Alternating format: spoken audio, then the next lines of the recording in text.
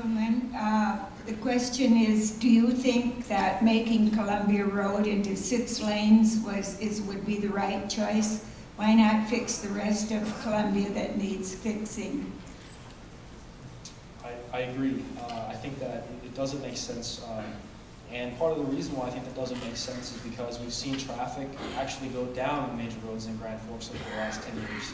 That's probably partly due to the increase in gas prices, partly due to the fact that the younger generation wants to drive less than the older generations do. And there's probably other reasons as well, but we haven't looked into it. And so the biggest thing that I think we need to point out here is that it's important to make sure that we're making the right decisions. And this is something where the engineering literature suggests that increasing the width of a road doesn't really deal with congestion over the long term. And there's a lot of information that suggests there are other ways that don't cost $1 million. There's other methods to reducing congestion that don't cost $1 million, and we could use that extra money to fix other parts of Columbia, or 32nd or 4th. It's a 4th Street, I think, that has the cobblestone. There are a lot of roads in this town that need some attention, and we can't be overspending on an area that really doesn't need it. I think that the question is, and what it's asserting is right, that we do need to be more careful about where we spend our infrastructure dollars, because we only have so many. And I'm committed to making sure that we are very careful on how we plan out the use of our infrastructure dollars. Mayor Brown, do you think that making Columbia Road into 6 lanes is the right choice? Why not fix the rest of Columbia that needs fixing is the question. Well, I would have to defer to Councilman, Traffic Engineer, Consultant Grant Strand on this.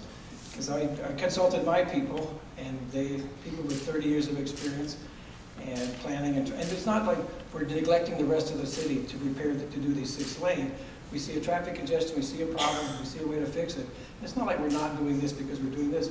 It's in a big plan, and it'll come in time. And every time I ride to work, I complain to my engineer about the traffic lights. Why am I stopping? The bumps. Why am I getting bumped? And there's a plan. It's a priority. You can't just go this. There's a master plan and budgeting, and that's what we're doing as a city. And overlays, look at the parts. You don't get credit for the parts you fix. You get credit for the parts that need to be fixed, or blame for the places that need to be fixed. Thank you. Do you care to? Yeah, I appreciate the compliment, first of all. I think that it's important to note that we have experts within the city who actually disagree with this decision. The head of the NPO pointed out that there are problems with increasing the Columbia Road to 6 lanes. So I'm not alone in this. As I pointed out, the engineering literature points out that people have tried to do this in other cities and it doesn't work. Not in the long run, it doesn't work.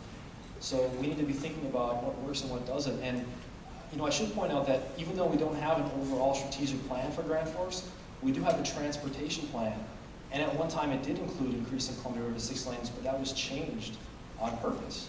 And so we do have something of a plan for transportation, and we decided to go against it rather than following it. That's something that we had consultants working on and traffic engineers working on.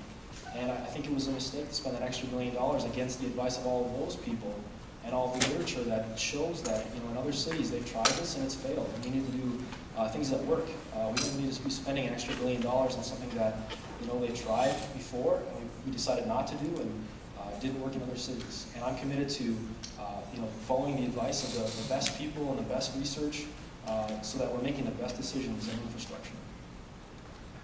Is there anything further